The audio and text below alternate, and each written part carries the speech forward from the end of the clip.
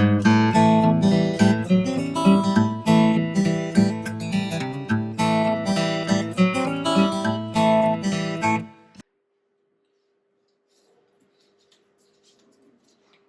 बच्चों, जय श्री श्याम। कैसे हैं आप सब लोग? फैंटास्टिक। चलिए आज से हम चालू करते हैं क्लास 11th का दूसरा topic, that is called as basic accounting terms. Basic accounting terms क्या है? इसका मतलब हर चीज में, हर सब्जेक्ट में अपनी कुछ पर्सनल टर्मिनोलॉजी होती है। उसी टर्मिनोलॉजी के बेसिस के ऊपर उस सब्जेक्ट को समझा जा सकता है। यहाँ बहुत सारे ऐसे वर्ड्स होंगे जो आपको ऑलरेडी पता है, बट उनकी इम्प्लीकेशन, उनकी एप्लीकेबिलिटी क्या होगी, अलग होगी। और उसी इम्प्लीकेशन, उसी एप्लीकेबिलिटी को अपन समझेंगे यहाँ पे इस चैप्टर के अंदर।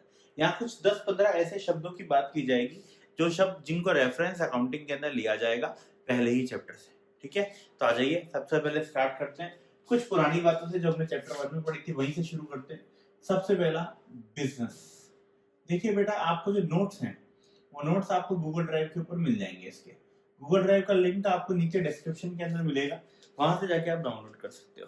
तो यहाँ पे आपको कुछ भी नोट डाउन करने की जरूरत नहीं है, कुछ भी नोट डाउन करने की जरूरत नहीं है, आपको खाली चीजों को समझना है दैट व्हाट आर दीज। उसके बाद आप चाहो तो अपनी वर्कशीट से खोल करके पढ़ के मैच करके क्लियर कर समझ सकते हो।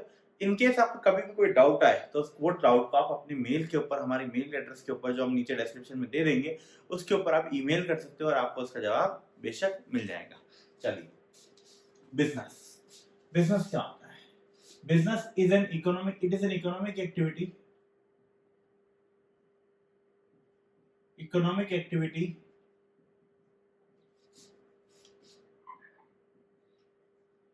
done with an objective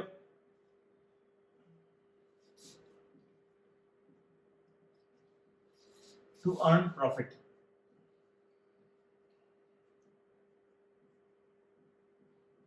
business क्या है?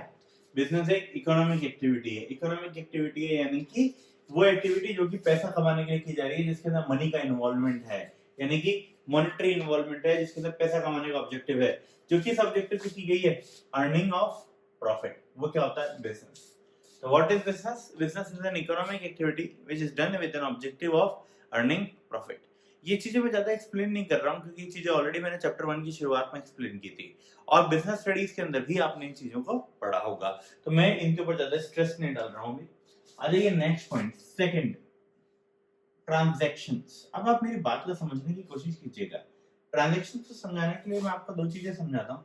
बेटा, दो तरीके की एक्टिविटी होती है।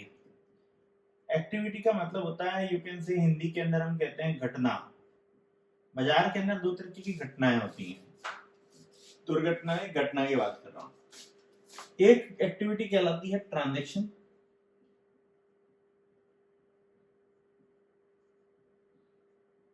और दूसरी एक्टिविटी कहलाती है इवेंट।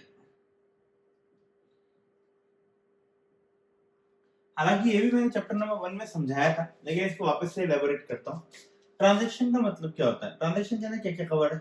सबसे पहले तो ये डायरेक्टली कवर है, डायरेक्टली कनेक्टेड है core activity of business. Business की कोर एक्टिविटी से डायरेक्टली कनेक्टेड होता है, ये डायरेक्टली कनेक्टेड नहीं होता था, इनडायरेक्टली कनेक्टेड।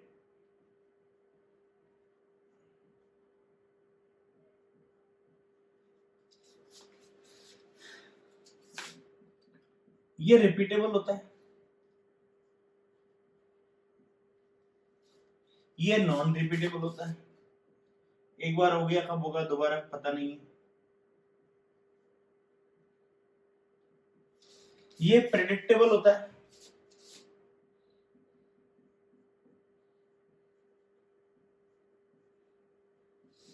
ये नॉन प्रेडिक्टेबल होता है।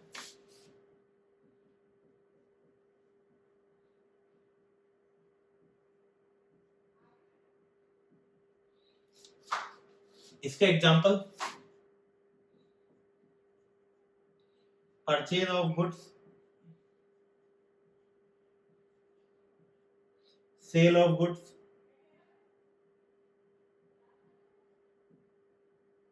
Payment of salary, etcetera. इसका example,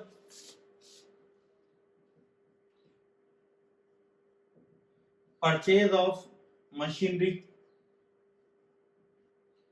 purchase of building, loss by fire etcetera. तो ये होते हैं बेटा ट्रांजैक्शंस और ये होते हैं इवेंट्स। वो एक्टिविटी जो बिजनेस की कोर एक्टिविटी से कनेक्टेड है डायरेक्टली, वो है आपका ट्रांजैक्शन। जो इनडायरेक्टली कनेक्टेड है, इनडायरेक्टली कनेक्टेड है मतलब कि ये स्मूथ रनिंग इंश्योर करते हैं कि भाई अगर हम होंगे तो स्मूथ रनिंग होगी, आपकी स्मूथ रनिंग हो पाएगी।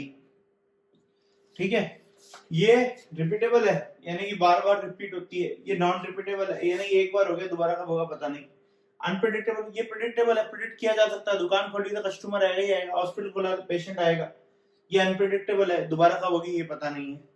जैसे कि गुड्स खरीदना, सामान बेचना, सामान खरीदना, सैलरी देना, रेंट देना, इलेक्ट्रिसिटी बिल, वाटर बिल चुकाना, यहाँ पे मशीन खरीदना, बिल्डिंग खरीदना, loss by fire, loss by theft, ये सब क्या आते हैं, इवेंट के अंदर आ जाते हैं। ठीक है, ये थे हमारे यहाँ पे 3 पॉइंट कवर हो गए। ये पॉइंट नंबर 2 और ये था हमारा पॉइंट नंबर 3।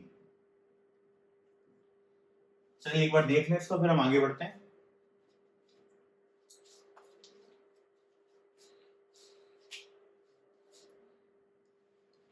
चलिए बच्चों आगे बढ़ते हैं। चौथा पॉइंट जो आज हम देखेंगे, हम डिस्कस करना चाहते हैं, वो है capital. What is the meaning of capital? Capital का मतलब क्या होता है?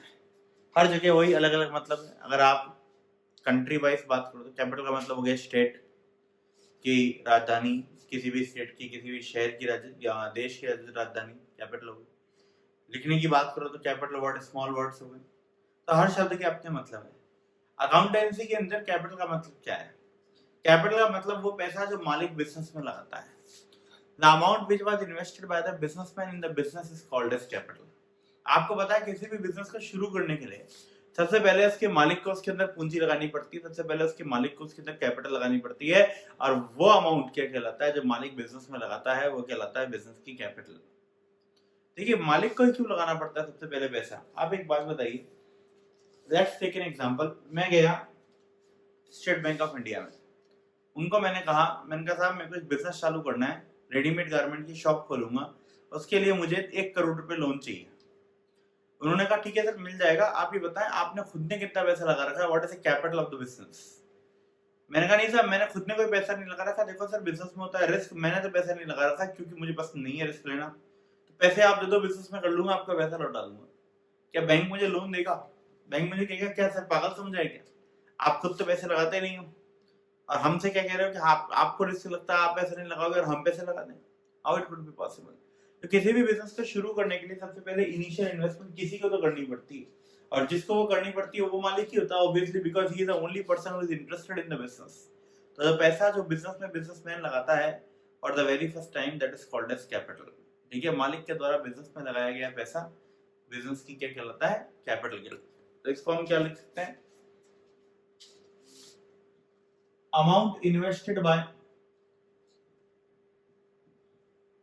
amount invested by businessman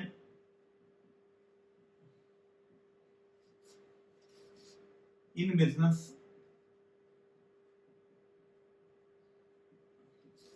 is called as capital. Capital के नीचे ये कॉपी करेंगे, उसमें मैं 1 लाइन या 2 लाइन छोड़ दीजिएगा, आगे एक चीज और लिखवाऊंगा आपको। नेक्स्ट पॉइंट हमारे सामने आता है असेट्स। असेट्स क्या होता है? कॉमन लैंग्वेज के अंदर असेट्स को हम बोलते हैं प्रॉपर्टी, या हिंदी में बोले तो संपत्ति।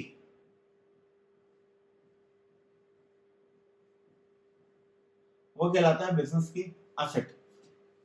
अब कौन सी ऐसी चीज होगी जिसको आप बिजनेस की प्रॉपर्टी कह सकते हो या बिजनेस की संपत्ति कह सकते हो? क्या चीज बिजनेस की प्रॉपर्टी है, क्या चीज बिजनेस की संपत्ति भी कहलाई जा सकती है, ये बताओ आप। किसी भी चीज को कैसे पहचानोगे कि ये बिजनेस की एसेट है या बिजनेस की संपत्ति है? How do we recognise whether this thing is an asset of the business और a property of the business? Assets के लिए कॉमन लैंग्वेज में we can say that whatever we own, whatever we own is our asset. जो भी हमने own कर रखा है, जो भी हमारा है, वो क्या है? हमारी एसेट है। जिसके भी मालिक हम हैं, वो क्या है? हमारी एसेट है। अब हम ये कैसे पहचानेंगे कि इसके हम मालिक है और ये चीज हमने ओन कर रखी है और ये चीज हमारी है और हम इसके मालिक है, ये चीज हमारी ही रहेगी? ये कैसे पहचाने? तो ध्यान से देखिए, there are two conditions. Anything can be termed as asset of business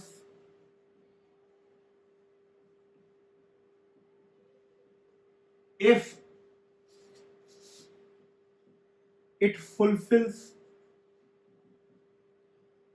any one of the following condition.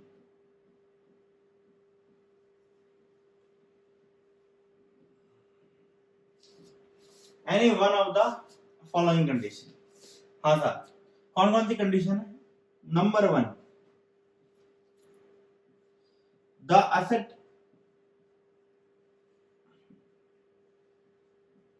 must be registered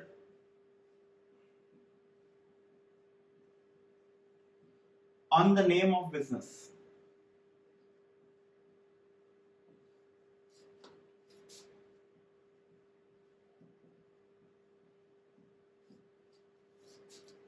Number 2, the asset must be in the possession of business.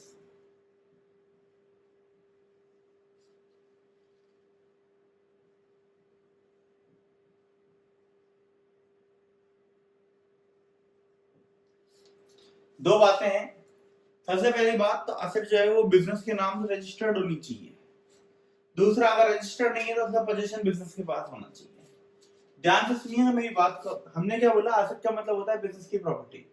Property का मतलब क्या कहेंगे? Whatever we own is our asset. जो भी हमारा है वो हमारी एसेट है। आप कैसे पहचानेंगे ये कोई चीज हमारी है? तो नीचे दी गई दो में से कोई सी भी एक कंडीशन पूरी हो जाती है अगर, तो वो चीज हमारी है। कैसे? देखिए, दो तरीके की चीजें होती हैं, दो तरीके की एसेट हो सकती हैं। एक तो वो एसेट्स होती हैं जिन एसेट्स का रजिस्ट्रेशन पॉसिबल है, जिनकी कागजी कार्रवाई पॉसिबल है, जैसे कि प्रॉपर्टी, जैसे कि मोटर कार, जैसे कि मोटर व्हीकल्स। इन सब का रजिस्ट्रेशन पॉसिबल है। इन सब मकान के पेपर बनते हैं, दुकान के पेपर बनते हैं, फैक्ट्रियों के पेपर्स बनते हैं, तो इनका रजिस्ट्रेशन पॉसिबल है। तो अगर इनका रजिस्ट्रेशन पॉसिबल है, यानी कि इनकी कागजी कार्रवाई अगर पॉसिबल है, तो वो सब चीजें बिजनेस के नाम पे होनी चाहिए, बिजनेस के फेवर में होनी चाहिए, तो वो बिजनेस की एसेट है। अब उस चीज का पोजीशन, पोजीशन का मतलब क्या होता है? कब्जा, यानी कि किसके कंट्रोल में है। अगर वो कंट्रोल बिजनेस के पास नहीं है लेकिन रजिस्ट्रेशन बिजनेस के पास है, तो भी वो बिजनेस की एसेट है। मान के चलो मैंने एक मकान खरीदा, उस मकान के पेपर्स, रजिस्ट्री मेरे नाम पे है, मैं ही उस मकान में रहता हूँ, तो इसका मतलब इसका उस मकान का रजिस्ट्रेशन भी मेरे नाम पे है और उसका पोजीशन भी मेरे पास है, तो वो मेरी एसेट है ही। परंतु अगर कंडीशन चेंज करते हैं, मैंने एक मकान खरीदा, उसका रजिस्ट्रेशन मेरे पास है, लेकिन मैंने उसको मकान को किराए पे दे रखा है किराएदार को, तो यहाँ पे रजिस्ट्रेशन मेरे फेवर में है, लेकिन पोजीशन किसी और के पास है, तो भी ये मेरी एसेट है, क्योंकि रजिस्ट्रेशन इसका मेरे पास है। तो अगर ऐसी कोई एसेट है जिस एसेट का रजिस्ट्रेशन पॉसिबल है, तो खाली उसका रजिस्ट्रेशन अपने नाम पे करवा लीजिए, वो आपकी एसेट ही कहलाएगी, चाहे उसका पोजीशन आपके पास हो चाहे आपके पास ना हो, वो आप ही की एसेट कहलाएगी। दूसरा, वो एसेट्स जिनका रजिस्ट्रेशन पॉसिबल नहीं है, जैसे कि फर्नीचर, सबसे बड़ा एग्जांपल, जैसे कि फर्नीचर, उस पे आपका रजिस्ट्रेशन पॉसिबल नहीं है, तो फिर ऐसी एसेट्स पे आपका पोजीशन होना जरूरी है। अगर उन एसेट्स के ऊपर आपका पोजीशन नहीं है, तो फिर वो एसेट्स आपकी एसेट नहीं होती हैं। मान के चलो मेरे एक फैक्ट्री का एक सोफा है और मेरे फैक्ट्री के प्रीमाइसेस के अंदर रखा हुआ है वर्षों से। अचानक एक अनजान व्यक्ति आके कहता है ये सोफा तो मेरा है, मेरे यहाँ से लेकर के आए थे, वापस नहीं किया। क्या वो साबित कर सकता है कि सोफा उसका है? सोफे के ऊपर कोई सीरियल नंबर होता है? सोफे का कोई बिल होता है जिस बिल से उसकी पहचाना जा सके कि ये वही वाला सोफा है? ऑब्वियसली नहीं।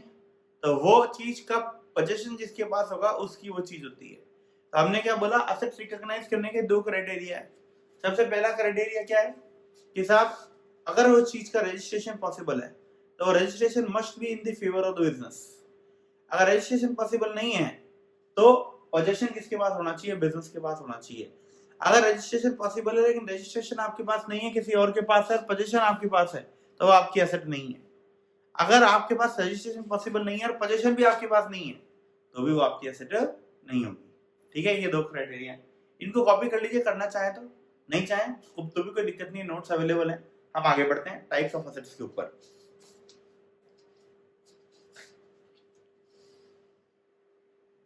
5वां पॉइंट चल रहा था असेट्स। असेट्स के अंदर अब हम कवर करेंगे non current types of assets को। टाइप्स ऑफ असेट को, टाइप्स ऑफ असेट्स के अंदर असेट को 2 पार्ट्स के अंदर डिवाइड किया जाता है। सबसे पहला नॉन करंट असेट्स,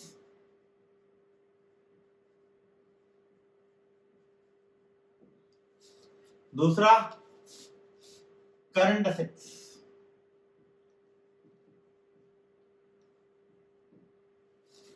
वैसे तो इनके करंट और नॉन करंट दोनों का को समझने का एक तरीका अलग है, लेकिन 11th क्लास के अंदर हम इनिशियल स्टेज के ऊपर ज्यादा प्रेशर नहीं डालते, तो इनको आइडेंटिफाई करने का कि कौन सी एसेट करंट एसेट है और कौन सी एसेट नॉन करंट एसेट है, वो आइडेंटिफाई करने के लिए एक बेसिक कॉमन डिफरेंस है जिसको हम यूज करते हैं, उसी के बारे में मैं यहाँ पे बात करूंगा। कुछ और बातें भी लिखूंगा, बट जो बेसिक डिफरेंस है मैं यहाँ पे सबसे पहले मेंशन करता हूँ। Those assets which remain in the business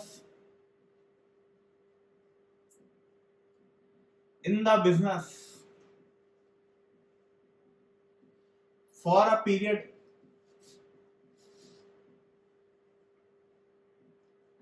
more than 12 months are called as non current assets. वो एसेट्स जो बिजनेस में रहती हैं 12 महीने से अधिक समय के लिए, वो कहलाती हैं बिजनेस की नॉन करंट एसेट्स। और दूसरी होती हैं करंट एसेट्स, वो क्या होती हैं, which remain in the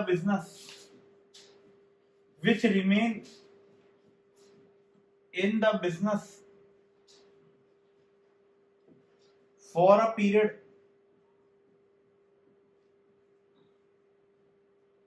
less than 12 months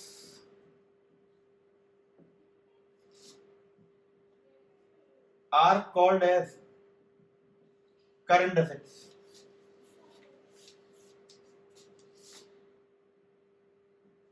दूसरी बात, they are huge in amount normally.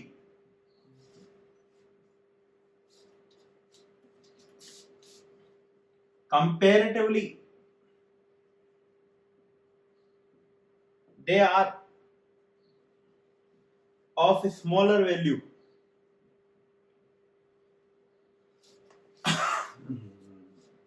Next,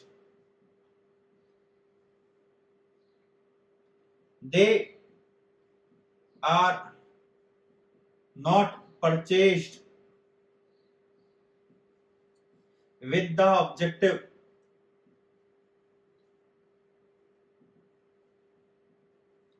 of resale, जबकि they are purchased with the objective of resale. Example, building, machinery, etc. इसके अंदर एग्जाम्पल स्टॉक, एक्सेट्रा। देखिए ध्यान से, वापस से बात करते हैं इनके बारे में। वो एसेट्स जो बिजनेस में रहती हैं 12 मंथ से अधिक समय के लिए, जो लंबे समय तक बिजनेस में रहती हैं। और लंबा समय छोटा समय कैसे आंका जाएगा कि कौन सा समय लंबा है कौन सा समय छोटा है, तो वो एसेट जो बिजनेस में रहने वाली है 12 मंथ से अधिक समय के लिए वो कहलाती है नॉन करंट एसेट, जबकि वो एसेट जो बिजनेस में 12 महीने से कम समय के लिए रहती है वो कहलाती है करंट एसेट। इनके अंदर लगा हुआ पैसा कंपैरेटिवली ज्यादा होता है, बड़ा होता है, इनके अंदर लगा हुआ पैसा कंपैरेटिवली कम होता है। इसको अपन खरीदते हैं और फिर द ऑब्जेक्टिव ऑफ सेल, इनको खरीदते वक्त के दिमाग में होता है कि इनको अपने को बेचने का नहीं है, इनको अपने को खुद के काम के लिए लेना है, जबकि इनको खरीदते वक्त हमारे दिमाग के अंदर विजन क्लियर होता है कि इनको बेचना है और बेच करके इससे पैसे कमाने हैं। इसके एग्जांपल बिल्डिंग मशीनरी, इसके एग्जांपल स्टॉक। अब आप देख लो, बिल्डिंग 12 महीने से अधिक समय तक रहती है, ज्यादा पैसा लगा हुआ होता है, बेचने के उद्देश्य से कभी नहीं खरीदी। स्टॉक, कौन चाहेगा मेरी दुकान के अंदर सामान 12 महीने से ज्यादा समय तक खरीदता रहे, कंपैरेटिवली कम पैसा लगा हुआ होता है बिल्डिंग के मुकाबले तो, और इनको खरीदा किस ऑब्जेक्टिव से जाता है कि आप इनको वापस से बेच सको। आज की क्लास को हम यहीं रोकेंगे, आप यहाँ तक की चीजों का ध्यान से पढ़ें। वर्कशीट के लिए डिस्क्रिप्शन के अंदर जाएं, वहां आपको डिस्क्रिप्शन मिलेगा। कोई डाउट्स होते हैं तो उसको हमारी ईमेल के ऊपर डालें, और बाकी का हम नेक्स्ट क्लास के अंदर पढ़ेंगे। आपसे एक निवेदन है कि आप जाते जाते हमारा ये वीडियो यदि आपको पसंद आए तो आप इसको लाइक और शेयर जरूर कीजिए। टिल देन, जय श्री श्याम।